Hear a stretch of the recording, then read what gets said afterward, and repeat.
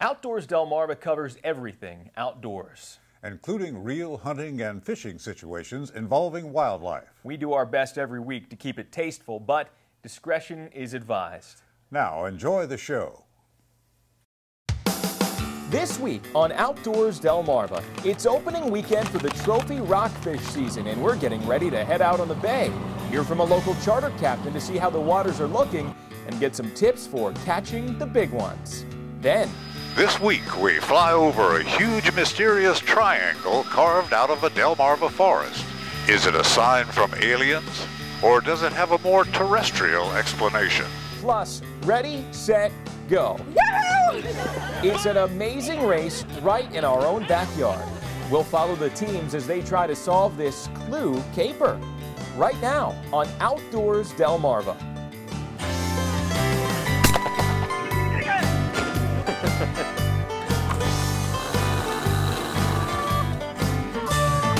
Watch those. Hi everybody, and thanks for watching Outdoors Delmarva. I'm Mike Parker. And I'm Captain Willie Dykes. Glad you could join us. And Mike, there are a few times of the year that I'd consider busy when it comes to enjoying the great outdoors, and right now we're in the thick of it. Yeah, you betcha. I mean, for the hunters out there, well, they've got the spring gobblers to keep them busy, which is always fun. But for fishermen, well, they're enjoying the opening weekend right now for one of the biggest, most popular seasons, also kind of a limited season, so get out there while you can. And we're talking about the trophy rockfish. And over the next couple of weeks, we're going to have plenty of angling action for you. But first, well, we spent some time with a local charter captain who knows just how to gear up. Hi, I'm Captain Phil Goody. This is my boat, the Fish Magnet, and we're based here at Goody's Marina right on the Honga River. But during the trophy rockfish season, you got to have the right type of baits and stuff. I use parachutes, white, chartreuse, and of course the angler prefers color. It's up to the angler. This is like a small school of small fish. It looks like a lot of little fish, and usually they'll grab the back bait. And it's like on a given day, one bait may work a little better than the others. Now, these are homemade planer boards made of cedar. These rods here are set up for planer boards on top, and we also run deeper lines with heavier weights that are boat rods. Just troll back and forth across the channels in deep water, anywhere from 120 foot to deep all the way over that western side, and 40 foot. You can find the large rock mixed in with the bait fish. You usually follow the bait. That's where they're normally at this time of year. It's a short window, short season, and they're big fish, and it's a lot of excitement. I'm Captain Phil Goody. It's rockfish season. Get outdoors, Delmarva. So we want to say thanks again to the captain for showing us around. We look forward to getting out there on the water. It's not just the bay fishermen, though, who are enjoying a big opening weekend. For the ocean anglers, it's the start of the summer flounder season. Mike, there's another fishing experience going on right now, and it doesn't require much more than just a desire to get out and have some fun. But if you're lucky, you might encounter a side effect, hooking into a once plentiful fish that's getting a little more rare these days. To locate the Porter's Crossing Bridge in Worcester County is easy enough. To understand what goes on there, that's a different story. What's the name of this little fella here? What's he called? Just a little minnow. Now, this group of guys has made this a regular hangout for years, getting together and finding some time to relax. The Pocomoke River holds a number of fish species, and it's the perch and the occasional largemouth bass that these fellas target.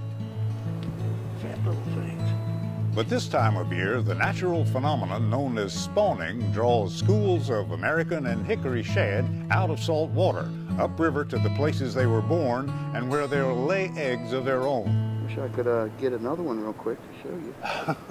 Yeah, gonna help cast. But catching a shad isn't a guarantee, and it can be feast or famine when casting a line at Porter's Crossing. Yeah, a little early in the season to be catching. They're catching a few, but the fishing's pretty sparse. But there's fresh air and there's sunshine, and this is the best place to be at this time of day. Fish or no fish. But leave it to a Pocomoke River rookie to prove these waters hold some natural surprises. When Mike took his niece Maya fishing on the bridge and then a little further upstream, a lightly tossed cast of rooster tail ended up landing Maya's prize of the day, a 15-inch shad. Lift him up. Oh. don't get away, don't get away. Good job. You want to hold him? No. And while this visiting fish was quickly released, this memory with her Uncle Mike, she can keep forever. Get outdoors, Delmarva. This is a perfect antidote for the 9 to 5. A spawning shad can be a pleasant surprise, but if you happen to catch one, remember to be gentle. Their future depends on it. Still to come on Outdoors Delmarva. It's an amazing race right in our own backyard. We'll head out with the teams trying to solve a clue caper. But first, did you know? Both American and hickory shad live in saltwater, but head into freshwater for spawning. What is the farthest distance upriver that a shad has ever been recorded? The answer when we come back. Outdoors Delmarva is sponsored by Shorts Marine and Goodies Marine. Outdoors Delmarva will be right back.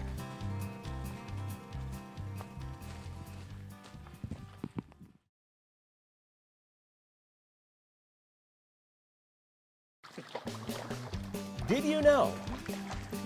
The farthest distance that a shad has ever been found upriver from saltwater is 375 miles in the St. Johns River in Florida. Thanks for watching Outdoors Delmarva. I'm Mike Parker. Well, we've all seen the hit CBS show on WBOC, The Amazing Race, right? Looks like a lot of fun. Well, a similar local event raises money for a great cause.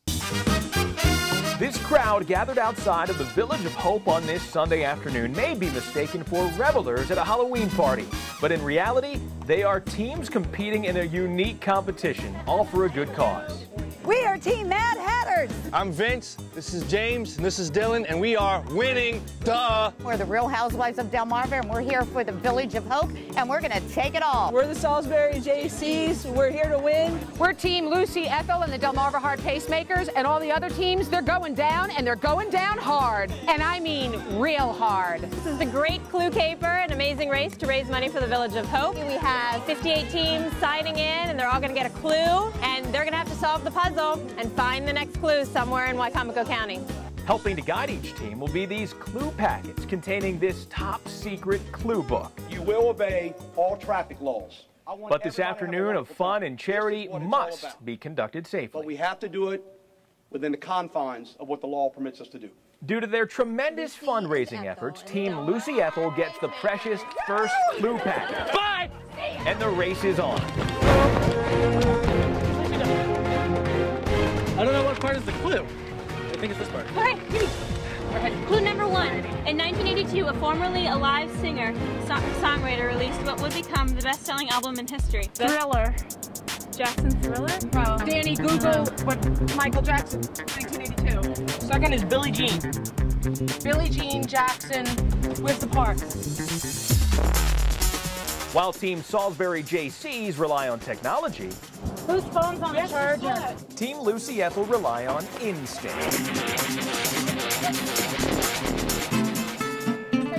The first stop is a wacky Easter egg hunt that provides the next clue location. Got one. Yeah, we got it. But the other teams are close behind. Boscovs. Station Boscovs. Go to the mall. Go to the mall. We're sending the kids for running. I think I'm out of shape.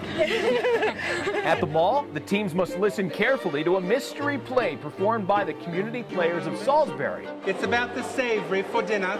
And pass a test to receive the next clue. But other teams soon arrive. Walk, please, everybody walk. And the stage is quickly full.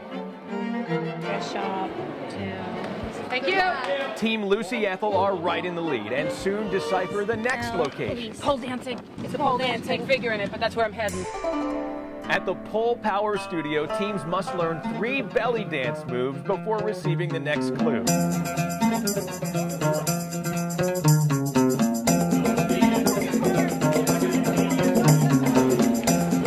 Get it right in that back. There you go, fantastic. 4, take it back and get your clue. At the next checkpoint, the Salisbury JCs have gained ground. It's the fountain. Fountain downtown. But Team Lucy Ethel deciphered a clue incorrectly and have fallen from the leader.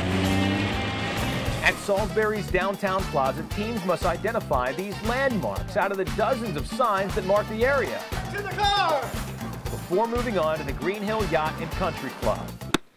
Here, teams have a choice in selecting either a golfing challenge Can anybody do tennis?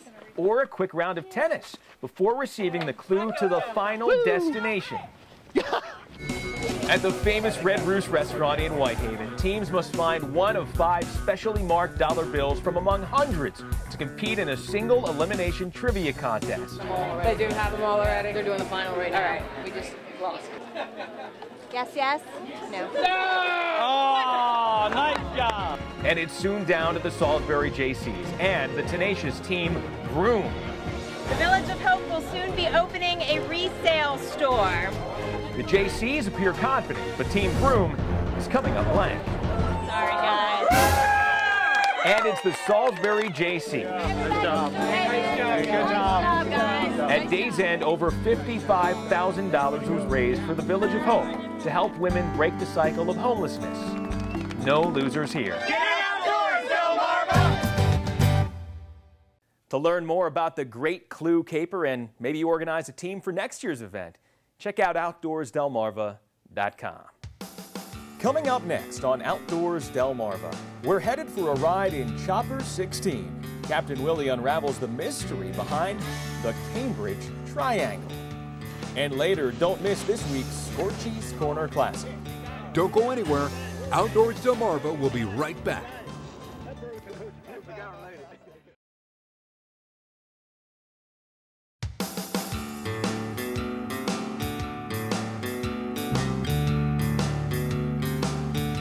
Everybody knows that love triangles are messy. The Bermuda Triangle is dangerous, but the Cambridge Triangle is something of a mystery. About 10 miles south of Cambridge in Dorchester County, near where the Transquaking and Chickamaucomico rivers meet, there's a massive triangle in the forest that has baffled local aviators for years. First off, it's huge. It's nearly 1/3 of a mile on each side, and to give you some indication of the scale, each of the square islands and each of the small triangles is 1 acre in size. Here's a look at it with a light blanket of snow. A perfect equilateral triangle made up of smaller triangles. Now, I don't mean to offend the local folks, but it's in the middle of nowhere. Anyone who's slogged the swampy, briar-choked forests of Delmarva will just shake their heads thinking of the misery that went into surveying and building such a precise piece of engineering art in that terrain. After you muse on the design for a while, the next question is, what the heck is it? A landing signal for extraterrestrials? A drop zone marker for international drug smugglers? A place for playing Chinese checkers on horseback? The answer is a little more toward the ordinary. The design lies on a large estate used for hunting and outdoor recreation by a wealthy financier. Sportsmen know that the edge cover where forest meets field is most productive for lots of game species. This design maximizes the amount of edge cover in that space, so it's basically a wildlife management tool. It provides a wide diversity of cover and food species for game birds and animals. It was such a relief to finally find the answer, and now I don't have to wear my tinfoil hat anymore when I'm flying north of the Blackwater. And now, it's time to visit with an old friend. Here's this week's Scorchy's Corner Classic. Take a jigsaw pattern of ditch bank cover stocked with pheasants, 2 super bird dogs, a seasoned guide, and 3 expert hunters, and you gotta figure the pheasants don't have a chance. Well, you'd be right if those sharpshooting hunters were armed with shotguns, but... I got it! You got it! You got it! Good. Nice time! No, your eyes aren't deceiving you. You're watching Rob Davis and Phil McCary of Salisbury, along with Rob's son Robbie of Elkins, West Virginia, out for a day of pheasant hunting with bow and arrow at Tommy Swan Shooting Preserve near Downton. Isn't hunting pheasant with bow and arrow unique, you say? Absolutely, but not for this trio. Dedicated bow hunters all, no matter the game they seek. This ancient method of hunting is their bag of tea. Here, he got it. He got it. He got it. Whoa, man. Whoa. I don't believe that one. That was a pretty one. That was beautiful. That was beautiful. I don't load it. I used to tell everybody load your gun. We'd say that trying to hit a flying pheasant with an arrow is the ultimate in giving the hunted a sporting chance. But these guys don't measure hunting success in the number of birds downed. This is not to say they didn't enjoy success this day. They did. The total bag was 5 pheasants from an estimated total of 60 arrows fired. But what isn't measurable or can't be bought are all those intangibles that make hunting such a pleasure to true sportsmen. Scorchito is wandering our Delmarvelous land for WBOC News. Coming up next on Outdoors Delmarva, find out what happens to the data collected at Delaware's turkey check-in stations. We'll hear from the experts. Don't go anywhere. Outdoors Delmarva will be right back.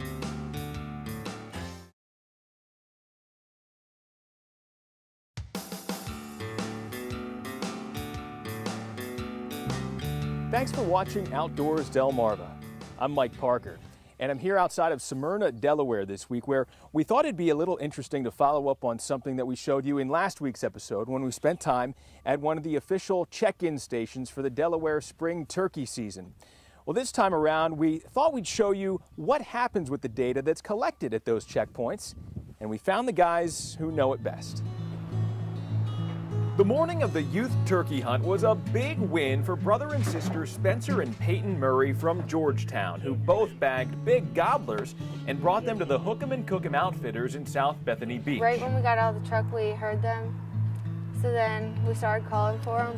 And then this one came out, and then I just took a shot and hit him right in the neck, like 10 yards away. Uh-oh, she's got a longer beard. But after all the measuring and weighing, where does that information go? Well, here's your answer. DENREC wildlife biologist Matt DeBona is one of a few of the agency's experts who uses that data to examine the evolution of the first state's thriving turkey flock. Well, I think, you know, since we opened the hunting season in 1991, harvest has continued to increase. You talk to a lot of the other biologists throughout the state and hunters and stuff, and every year we get more and more sightings of turkeys. I think the population has really done a great job of growing in Delaware. The sport continues to increase in popularity, and in our harvest data, so far, I mean, I think all things considered, we'll have another year of record harvest. So when the hunt ends, the science begins. And even a few unfortunate roadkill birds collected can shed light on how the wild turkey population has grown into a sustainable, harvestable resource of thousands since just a few turkeys were introduced to the fields and forests in the early 1980s. Biggest recorded bird so far in Delaware after hunting since 1991 is a 26.5-pound gobbler, quite large bird. It was about 15-yard shot. He was in a bunch of briars and stuff, and so I wanted to get a good shot. So I waited, and then when he came out, I took the shot, and he crumpled up a little bit, and then he started running, and so I got up and started chasing. For the hunters, the spring season is a recreational opportunity that those who came before them could have only dreamed about as kids. But the result is proof that Delaware did it right. And it's only a chapter in this success story that will continue to write itself for generations to come. Get outdoors, Delmarva. A lot of interesting stuff right there. And remember, the Delaware spring turkey season lasts through May 7th. We'll be right back. Stay with us. Your viewer photos are yet to come. Outdoors Delmarva viewer pictures are sponsored by North Bay Marina. Don't go anywhere. Outdoors Delmarva will be right back.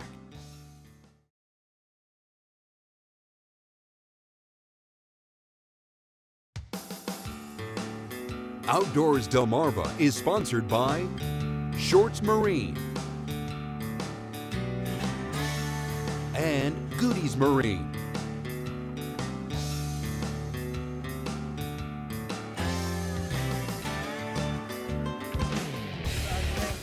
Coming up on the next episode of Outdoors Delmarva.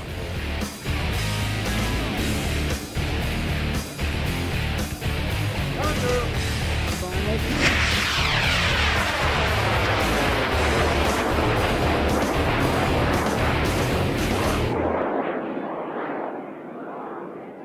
time now to take a look at some of the photos sent in by our own Outdoors Delmarva viewers.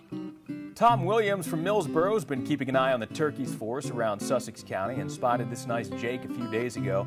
As you can see, he's very interested in the hens hanging around the field. It looks like Tom is waiting for a more mature bird before getting out to hunt. But the gobblers aren't the only feathered friend hanging around. Check out this majestic bald eagle, which also appeared to have located an easy meal. Mike Feather from Trappe, Maryland sent in these shots of some ring-necked ducks out for a swim. Beautiful birds, aren't they? And take a look at this osprey Mike spotted not far away. We'll be seeing a lot of these birds nesting on local waterways. Here's a few shots posted this week on the Outdoors Delmarva Facebook page.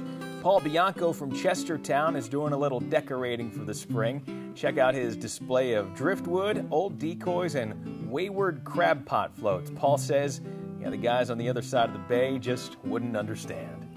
And David Robbins from CHINCOTEAGUE Island, Virginia, sent in this beauty of an early morning picture. As he puts it, the willet meets a new day. Well, we love sharing your outdoor photos here on the show, so please keep them coming. You can email me at mparker@wboc.com or post them on our Facebook page. All right, Willie, it's been another great week of adventures. You know what? I'm jealous of those guys who got out there and did some trophy rock fishing this weekend. Hopefully we'll have some big ones to show you next week. Looking forward to it, Mike. Until then, for Mike Parker, I'm Captain Willie Dykes, reminding you to get outdoors, Delmarva. If you've got an upcoming adventure here on Delmarva or beyond, we want to see it. Whether it's a fishing or hunting trip or going camping or hiking with a community group or friends, let us know and we can put the Viewer Venture Cam in your hands. Got an idea? Email Mike at mparker@wboc.com. It's the Outdoors Delmarva Viewer Venture Cam. You shoot it, we'll show it. Get outdoors, Delmarva! Get outdoors, Delmarva. Get outdoors, Delmarva.